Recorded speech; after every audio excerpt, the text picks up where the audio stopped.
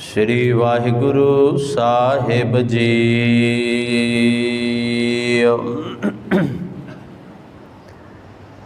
गौड़ी महला नावा। मन रे कहाँ पयो तै बौरा, अहनिस औद कटै नहीं जानै, पयो लोभ संग हौरा रहाओ। जो तन तै अपनो कर मान्यो, अर सुंदर गृह नारी,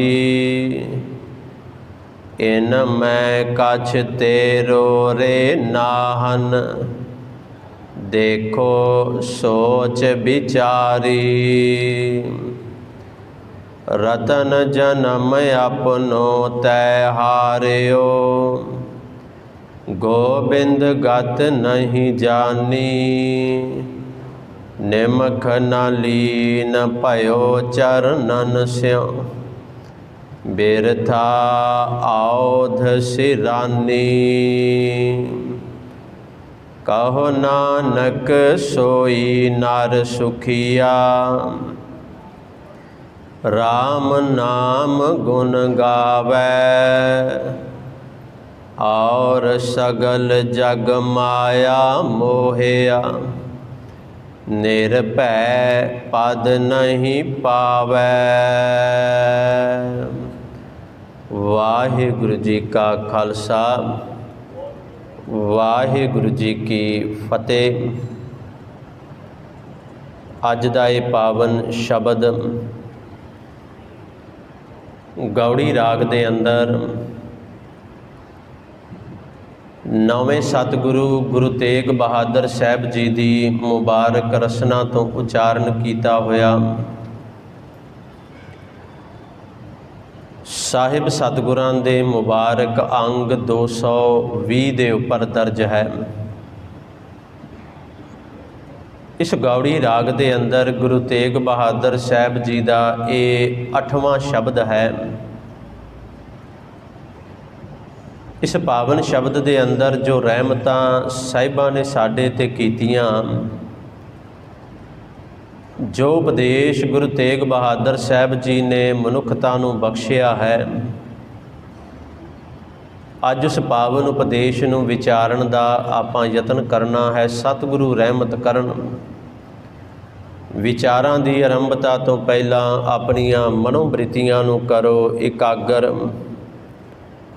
रसना नूं करो पवित्र, करो गुरफतेह दी सांझ। वाहिगुरु जी का खालसा, वाहिगुरु जी की फतेह। अज दा ये पावन शब्द गुरु तेग बहादुर साहब सतगुरां ने अज दे इस शब्द के अंदर मन नूं संबोधन किया है। ते मन नूं संबोधन करके मेरे सच्चे पातशाह जी ने जिहड़े बचन कहे ने, आखिया मन रे कहाँ भयो तैं बौरा, ऐ मेरिया मना तू किस वास्ते बौरा हो गया, बौरा बन गया। बौरे का शाब्दिक अर्थ झल्ला भी करते ने, बौरे का शाब्दिक अर्थ पागल भी किया जाता है। जिहड़ा बौरा शब्द है ना, बौरा इस जगह ते बौरा शब्द जिहड़ा वो पागल वास्ते, झल्ले वास्ते, बेसमझ मन नूं किया गया। पर गुरु ग्रंथ साहब सच्चे पातशाह जी के अंदर ये शब्द एक जगह ते होर भी आया है।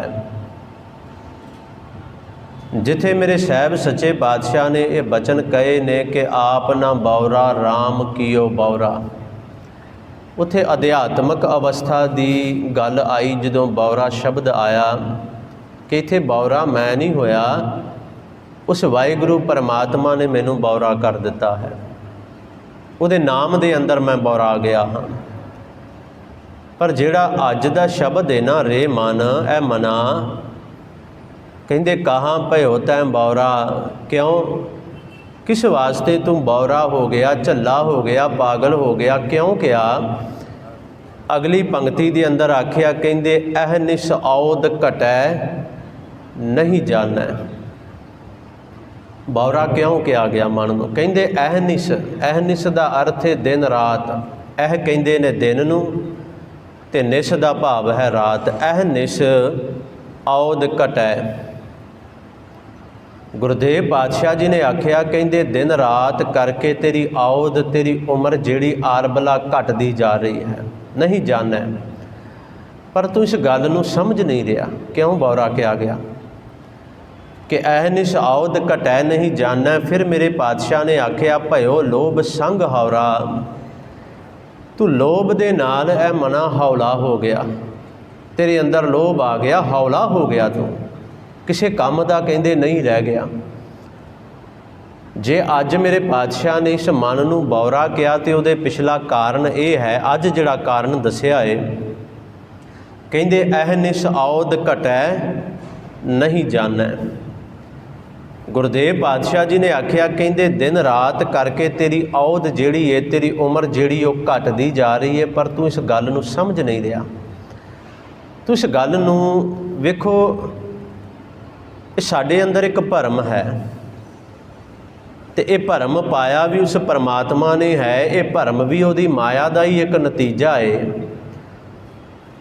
जे पातशाह जी ने आख्या अहनिस औद घटै नहीं जानै, तेरी उम्र घटदी जा रही है, तू जानदा नहीं पिया, समझदा नहीं पिया, बेसमझा होया पिया, किवें। तो मैं भगत कबीर साहब जी दी एक उदाहरण दे के फिर अगे शुरुआत करदा हाँ। किवें साडी उम्र घटदी जा रही है तो सानू इस गल की समझ नहीं आउंदी। भगत कबीर साहब जी के बचन ने कहते, ये श्री राग के अंदर भगत बाणी का पहला शब्द है। एक उदाहरण, एक एग्जैम्पल दे के कबीर साहब जी ने समझाया। कहते घर के अंदर पुत्र का, बच्चे का जन्म हो गया। हुण समझियो असी अहनिस औद घटै नहीं जानै, ये क्यों है, क्यों ये होया। भगत कबीर साहब ने आख्या घर के अंदर बच्चे का जन्म हो गया तो बच्चे के जन्म तो बाद माँ जिहड़ी है ना, माँ उस बच्चे नाल बड़े लाड लडाउंदी है। उस बच्चे नूं मेरा मेरा कहंदी, ये मेरा पुत्तर, ये मेरा पुत्तर। कहंदे समा लंघिया, वो जिहड़ा बच्चा है ना, उन्हें हौली हौली जमीन ते बैठना शुरू कर दिता। होर समा लंघिया, उस बच्चे ने हुण जमीन ते हौली हौली रिड़ना भी शुरू कर दिता है। फिर वो बच्चा जो रिड़दा है ना, फिर किसी मंजे का आसरा, किसी होर चीज़ का आसरा लैके वो बच्चा खड़ा होने लग पिया। उस चीज़ नूं, उस मंजे नूं फड़ के अपने पैरों के नाल उन्हें चलना भी थोड़ा थोड़ा शुरू कर दिता। कहंदे माँ होर खुश होने लग पई। भगत कबीर साहब ने आख्या कहंदे माँ होर खुश होने लग पई। तो माँ खुश क्यों हो रही है। कहंदे माँ समझदी है मेरा पुत्र जिहड़ा वो वड्डा हो रहा है। माँ समझदी है मेरा पुत्र जिहड़ा वो जवान हो रहा है। असी यही साडे अंदर भरम है ना। एक पासे आखदे ने, कबीर साहब ने आख्या एक पासे उस बच्चे नूं वेख के माँ खुश है। ध्यान नाल सुनियो इस गल नूं। एक पासे उस बच्चे नूं वेख के माँ खुश है। माँ की खुशी का कारण है कि मेरा पुत्र वड्डा हो रहा है, जवान हो रहा है। तो साहिबा ने आख्या एक पासे उस बच्चे नूं वेख के धर्मराज भी खुश हो रहा है। क्यों मन नूं बौरा किया गया। एक पासे माँ खुश है मेरा पुत्र जवान हो रहा है, एक पासे धर्मराज खुश कि एक एक दिन करके इसकी उम्र घटती जा रही है, ये जवान नहीं हो रहा है, मेरा शिकार होने जा रहा है। ये तो मेरे वाल वधदा आ रहा है, ये तो मौत दे वाल। असी कहने असी वड्डे हो रहे हैं पर वड्डे नहीं हो रहे, असी मौत वाल जा रहे हैं। कबीर साहब जी ने उदाहरण दी, आख्या जननी जानत सुत बड़ा होत है। माँ समझदी है पुत्र वड्डा हो रहा है। इतना कु न जानै जे दिन दिन औद घटत है। कहंदे माँ ये गल नहीं समझदी कि एक एक दिन करके वो पुत्र जवान नहीं हो रहा, एक एक दिन करके उसकी उम्र घटती जा रही है। इतना कु न जानै जे दिन दिन औद घटत है कहते मोर मोर कर। माँ की कहती है बच्चे नूं मेरा पुत्र ये मेरा बच्चा मोर मोर कर अधिक लाड धर। बड़े लाड लडाउंदी है माँ, पर साहिबा ने आख्या पेखत ही जमराओ हसै। रेमन कहाँ पे होता है बौरा, एहनिस औद घटै नहीं जानै। साडी उम्र घटदी है तो असी समझते नहीं, असी सोच रहे हैं जवान हो रहे हैं, वड्डे हो रहे हैं। पातशाह ने आख्या पेखत ही यमराज, पेखत ही उस बच्चे नूं वेखदियां धर्मराज भी हसदा पिया। ऐसा तैं जग भरम लाया कैसे बूझै जब मोहिया है माया। कहंदे भरम भी तूं लाया है तो इंसान किवें बुझेगा, जदों माया दे मोह ने उन्होंने मोह लिया, जदों माया दे मोह ने उन्होंने फसा लिया, वो बुझेगा किवें। वेखो एहनिस औद घटै असी रोज़ पढ़ते हाँ। मेरे गुरदेव पातशाह जी ने आख्या औद घटै दिनस रैनारे। दिनस भाव दिन, रैनारे का भाव है रात। कहते दिन दिन करके रात रात करके तेरी उम्र जिहड़ी वो घटदी जा रही है। ਤਾਂ क्यों अज बौरा क्या मन नूं, क्यों मेरे पातशाह ने आख्या मना तू समझदा ही नहीं इस गल नूं पिया। सानू तो उपदेश दिता ना कि भाई तेरी उम्र घटदी जा रही है। औद घटै दिन सरै नारे मन गुर मिल काज सवारे। मना गुरु नूं मिल, गुर मिल ते गुरु नूं मिल के ही कारज रास होणगे। गुरु नूं मिले तो बिना कारज रास नहीं होने। उम्र घटदी जा रही है, जो दिन आवे सो दिन जाही। अहनिस औद घटै नहीं जाने। असी बाणी ते वार वार उदाहरणा दे के समझा रही है भलिया। जेड़ा ये भगत रविदास का शब्द है सूही राग दे अंदर कि जेड़ा दिन आ गया वो दिन चला गया, जो दिन आवे सो दिन जाही। ते एक एक दिन ने तेरी उम्र घटा दी ते की हुण होएगा। करना कूच रहन थिर नाही। एक एक दिन करके तेरी उम्र घट गई, हुण तू कूच कर जाना है, हुण तू रहना नहीं, इत्थे बचना नहीं। गुरु तेग बहादुर साहब जी के शब्दां नूं असी क्यों कहने हैं कि वैरागमई शब्द ने। असी कहते ना वैरागमई क्योंकि मौत याद दिवाउंदे ने सानूं। गुरु तेग बहादुर साहब के शब्द दसदे ने भलिया अज नहीं तो कल तू भी चले जाना है, तू रहना नहीं इस संसार ते। खैर रहा तो कोई भी नहीं।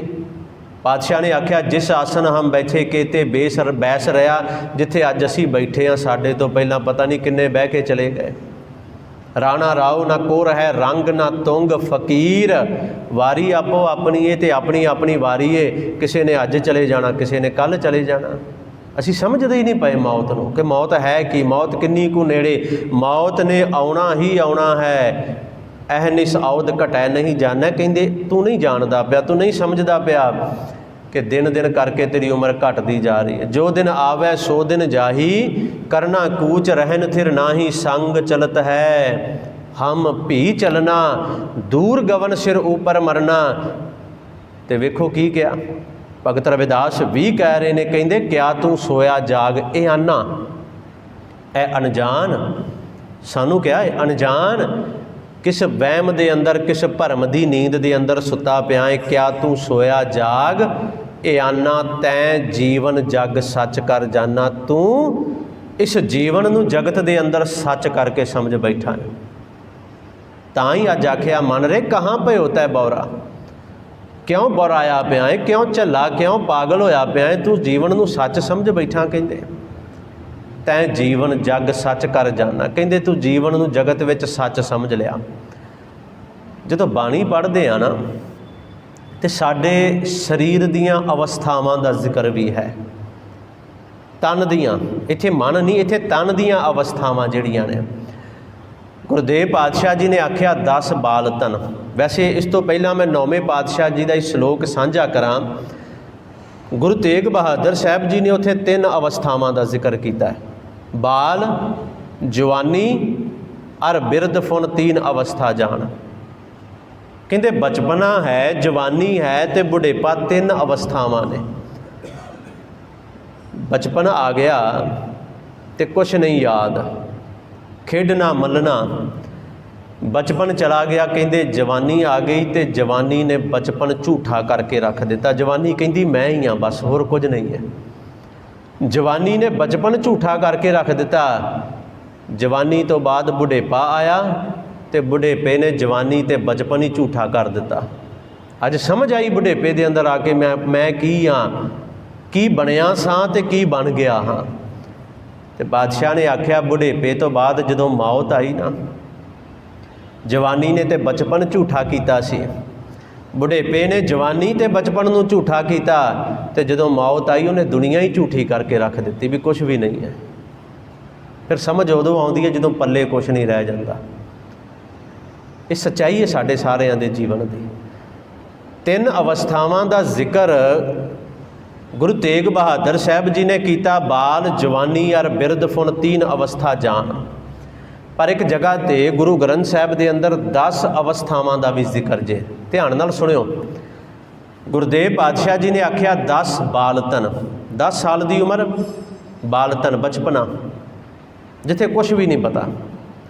20 रवन, जदों 20 साल की उम्र तक आया, जिन्हों किशोर अवस्था असी कहने। 30 का सुंदर कहावै, 30 साल की उम्र तक आया, कहते हुण जवानी भर जवानी विच आ गया। इस 20 तो 30 साल की उम्र जिहड़ी सुहप्पन की उम्र गुरु साहब ने आख्या। 30 का सुंदर कहावै, फिर कहते 40 पुर होए, पूरा हो गया 40 साल की उम्र। 85 पग खिसै, 85 का अर्थ 85 नहीं है, 85 का अर्थ है 50, 50। हुण कहते पैर पिछे नूं खिसकने शुरू हो गए। 85 पग खिसै, 60 के बुढ़ेपा आवै, 60 साल की उम्र बुढ़ेपा आ गया, बुढ़ा हो गया। तो गुरु साहब ने आख्या 70 का मतहीन। ये सच्चाई भी है, असी मनीए ना मनीए, 70 साल की उम्र हो गई, हुण मत खिसकनी शुरू हो गई पिछे नूं। हुण उन्हां याद नहीं रहिंदा, भुल्लण लग पिया। हुण साडी तो 40, मेरी 40 है तो हुण वो हालत बनी पई है। ये कोई लुकाउण वालियां गल्लां नहीं। 70 का मतहीन, 80 का व्यवहार ना पावै। तो गुरु साहब ने आख्या 90 का सिह जस नहीं। मैं उत्थे ही हाँ, विषय तो बाहर नहीं हाँ। कहते 90 साल की उम्र हो गई, सेज ते लम्मा पै गया, मंजे जोगा हो गया, हुण तुरनों फिरनों रह गया। 90 का सिह जस नहीं, मूल ना जाने अप बल। हुण बल नहीं रह गया, जोर नहीं रह गया, मंजे जोगा रह गया बस। तो सुनियो गुरु साहब ने की आख्या। फिर कहते वो दिन सन, कदे बचपना कदे जवानी आ गई, छाला मारदा सै, कंधा टपदा सै। हुण 90 का 90 का सेज जोगा रह गया, मंजे जोगा रह गया। 90 का सिह जस नहीं, मूल न जानै अप बल। तो गुरु साहब ने आख्या टंडोलिम ढूंढिम डिठम है। कहते बड़ा कुछ वेख लिया, परख लिया, सोच लिया, समझ लिया, तो की समझ आई, नानक जग धुएं का धवलहर। संसार धुएं दे गुबार की तरह, धुआं एको बार उठिया तो फिर ठुस खत्म, कुछ भी नहीं। इसका अर्थ है कुछ भी नहीं है, संसार कुछ भी नहीं। नानक जग धुएं का धवलहर, ये जगत धुएं दे धवलहर, धुएं दे गुबार वर्गा है। अज यही गुरु साहब ने आख्या, मन कहाँ पे होता है बौरा, क्यों बौराया पिया है, जिन्हों तू अपना समझी बैठा है, जीवन नूं ये तेरा अपना है ही नहीं। जो तन, जिस तन नूं अपना करके असी मन लिया। फिर मेरे पातशाह ने एक होर उदाहरण मैं देंदा जावां। गुरुदेव पातशाह जी ने जे ये 10 अवस्था का जिक्र किया है ना, 10 बालतन 20 रवन, एक जगह ते होर बड़ी कमाल की। आखा पहले प्यार लगा थन दुध, दूजा माए बाप की सुध। इत्थे ये दसिया कि इन्हां अवस्थावां दे अंदर जिहड़ी 10 बालतन 20 रवन वाली अवस्था है ना, ये अंदर होर की होया। सब तो पहला बच्चे का प्यार माँ के दुध नाल लगा, उन्होंने होर कुछ नहीं दिसदा, बस उन्होंने माँ का दुध नज़र आता है। बस पहला प्यार लगा थन दुध, दूजा माए बाप की सुध। दूजी अवस्था की है, जिथे माँ, पहला माँ की सुध है। एक बड़ी वड्डी सच्चाई है दुनिया की। गुरु साहब ने पहला माँ का नाम लिया, दूजा माए बाप की सुध। पहला माँ की सुध, माँ ने आख्या आ तेरा प्यो, इनू कह बाप, कह पापा। माँ ने कहा ये सच्चाई है। माँ ने दसिया ये तेरा प्यो है, तो उन्होंने प्यो कहना शुरू कर दिता। दूजा माए बाप की सुध तीजै भैया भाभी बेब। ध्यान नाल सुनो, इत्थे बड़ा वड्डा एक अर्थ इहदे विच बड़े कमाल दा है। तीजी अवस्था विच मेरे पातशाह ने आख्या भैया भरा, ते जे वो भरा विआहिਆ है तो उसकी घर वाली भाभी, ते चौथी है बेब। बेब, बेब का अर्थ है, बेब का शाब्दिक अर्थ है बेबे, तो बेब का अर्थ बनता है भैन बेबे। हुण मैं तां ही बेनती कर रहा सी, कहने बेबे नानकी, बेबे नानकी। क्यों बेबे नानकी है तो भैन, पर उन्होंने बेबे क्यों कहा जाता? क्योंकि उस वेले शब्द ही बेब भैन दे वास्ते बेबे वरतिया जाता सी। मेरे सच्चे पातशाह ने आख्या तीजा भैया भाभी बेब, चौथा प्यार उपन्नी खेड। मैं हुण संखेप विच बेनतियां करां, समा दौड़दा जा रहा है। पंजवें खान पीन की धात, छेवें काम ना पुछै जात, सतवें संज अवस्थावां ने भी, सतवें संज किया कर वास, अठवें क्रोध होवा तन नाश। ते कहंदे नौवें, सुनियो, नौवें धौले उब्बे साह। नौवीं अवस्था ही हुण धौले आने शुरू हो गए, धौले चिट्टे। आ जिहड़े धौले आ ना, धौले, बाबा फरीद साहब ने आख्या वेख फरीदा जे थिया दाड़ी होई भूर। क्यों ये उदाहरण, क्यों ये एग्जाम्पल दी? कहते अग्गा नेड़े आया पिछा रहा दूर। वो खत्म हो तो चला गया दूर, अग्गा नेड़े मौत नेड़े आ गई। रोज़ पढ़दे आ यो श्लोक ने, कुछ शब्द ने जिहड़े सानू जुबानी भी याद ने। आ जिहड़े धौले आउंदे ने ना, धौले सफ़ेद चिट्टे, तो साडे उस्ताद जी कहंदे हुंदे सन भलिओ कि रब चिट्ठियां भेजन लग पिया, सुनेहे भेजन लग पिया। जिमें जिमें धौले आने चिट्टे आने शुरू हो गए तो समझ लो रब चिट्ठियां भेजन लग पिया। हुण तैयारी वट लै, तेरा समा आने वाला है, अजे भी संभल जा। चिट्टे धौलियां दा अर्थ की है, भाव की है? अजे भी संभल जा, तैयारी कर लै, हुण तेरा समा नेड़े आ गया। अग्गा नेड़े आया पिछा रहा दूर। असी फिर भी नहीं समझते, तां ही मन नूं अज बौरा कहा गुरु साहब ने, तां ही आख्या झल्लिया समझ लै अजे भी। उधर गुरु साहब कहंदे नौवें धौले उब्बे साह। नौवीं अवस्था आई, धौले आ गए, चिट्टे आ गए, ते दसवें दद्दा हुआ स्वाह। रेमन कहाँ पे होता है बौरा?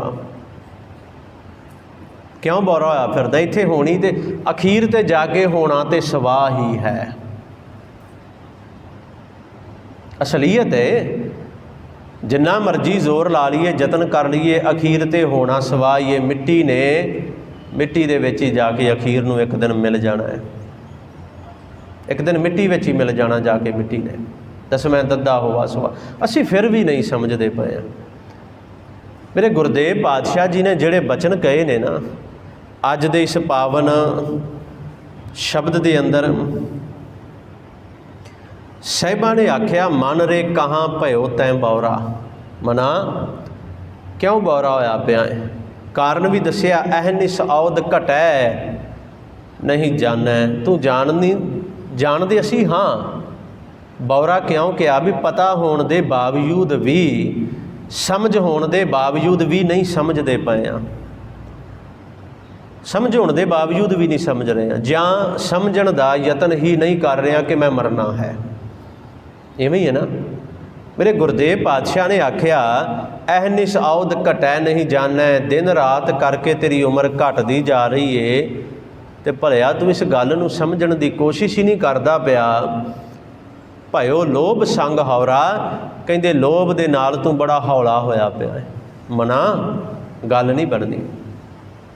फिर अगे होर समझाया, कहंदे जो तन तैं अपनों कर मान्यो। भलिया जिहड़ा तन तू अपना करके समझ लिया ना, आ तन ये भी अपना नहीं है।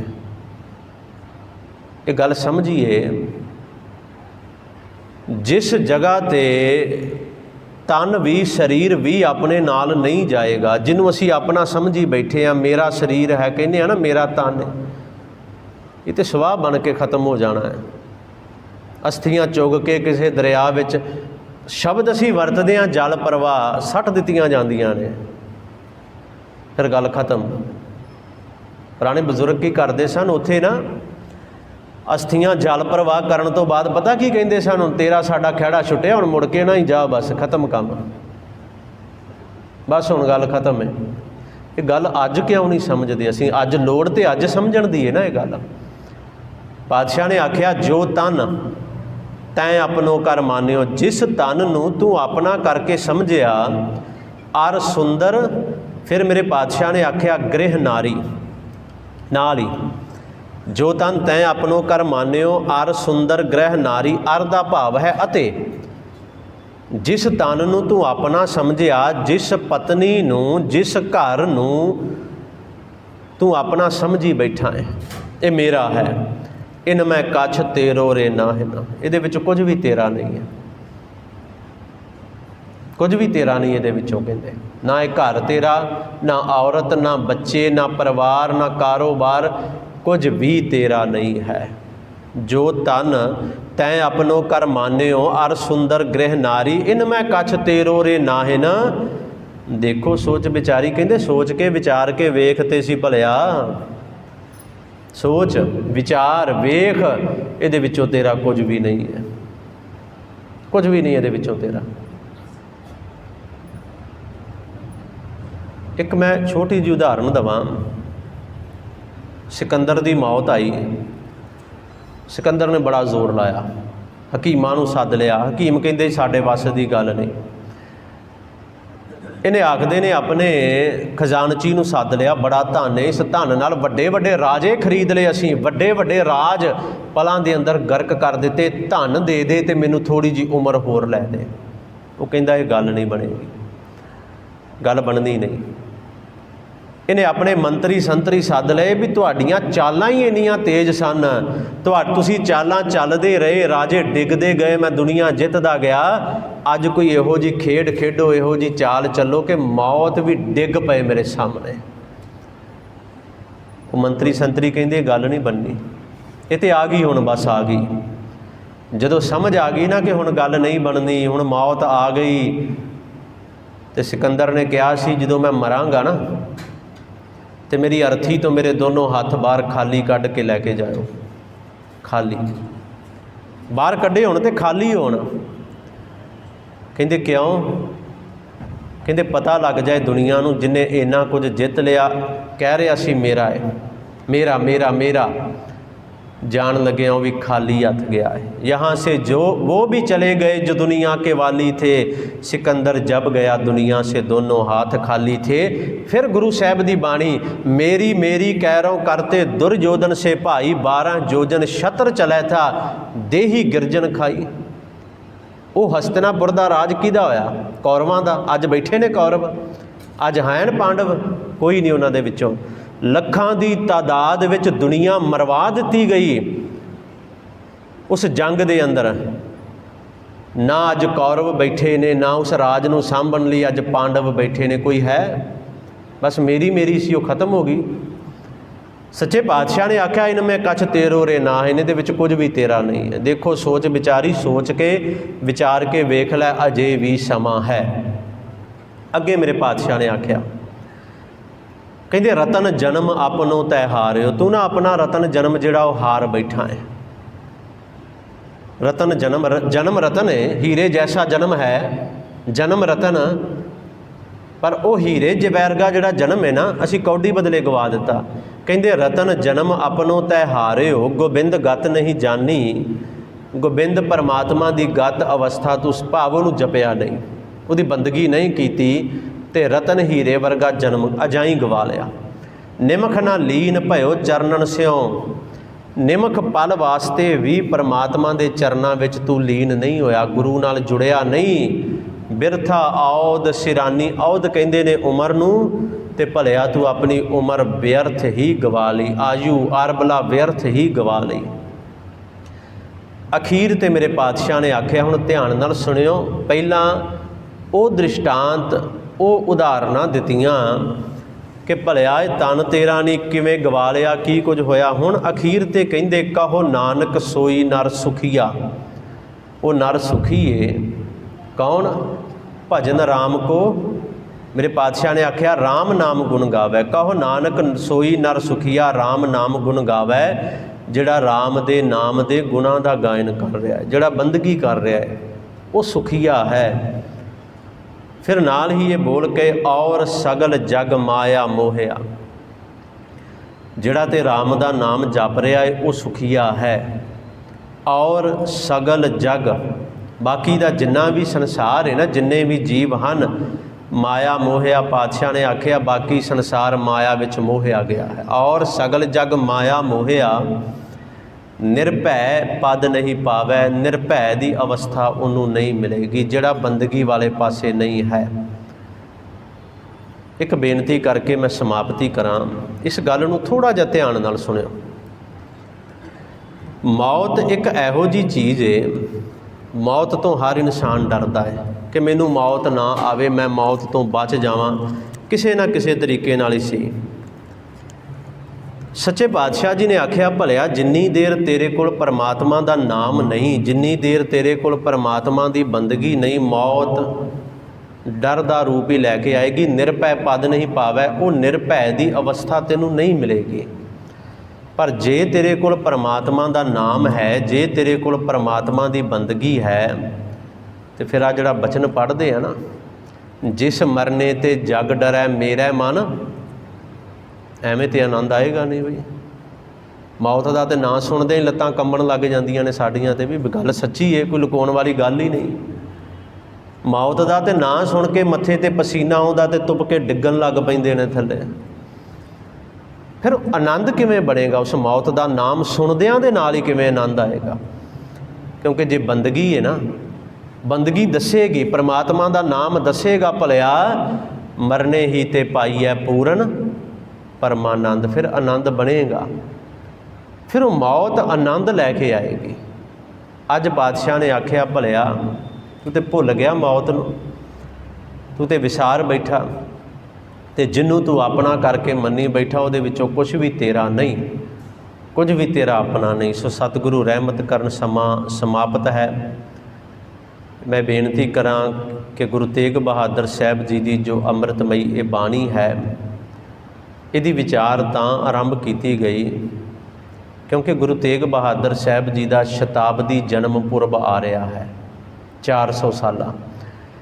ਅਤੇ ਸਭ ਤੋਂ ਵੱਡੀ ਇਹ ਭੇਟਾ ਅਸੀਂ ਉਹਨਾਂ ਦੇ ਚਰਨਾਂ ਵਿੱਚ ਇਹੀ ਰੱਖ ਸਕਦੇ ਹਾਂ ਕਿ ਉਹਨਾਂ ਦੀ ਬਾਣੀ ਦੀ ਵਿਚਾਰ ਬੈਠ ਕੇ ਕਰੀਏ, ਸੁਣੀਏ, ਸ਼ਰਵਣ ਕਰੀਏ।